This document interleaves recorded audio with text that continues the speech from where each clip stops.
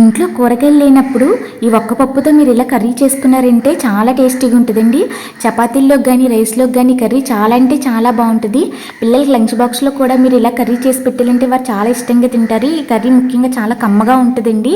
మనం క్యాష్యూస్ దీన్ని వేపుకుని దీంట్లో వేసుకుంటే టేస్ట్ అనేది ఇంకా అమృతంగా ఉంటుంది. ఈ కర్రీ ఇప్పుడు ఎలా చేయాలో మీకు చూపిస్తాను. ముందుగా ఆనియన్ని చిన్న చిన్న ముక్కలుగా కోసుకుని మనం ఆయిల్ హీట్ అయిన తర్వాత ఆనియన్ దాంట్లో వేసుకోవాలి.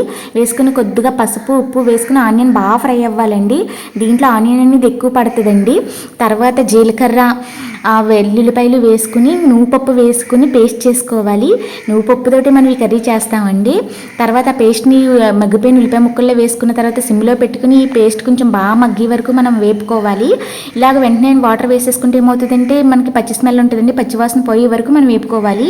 తర్వాత సరిపడినంత కారం వేసుకుని మన మిక్సీలో ఇంకా చాలా వరకు పేస్ట్ ఉండిపోద్దండి. దాంట్లోని వాటర్ వేసుకుని ఆ కర్రీ నీళ్ళు వేసుకోవాలి.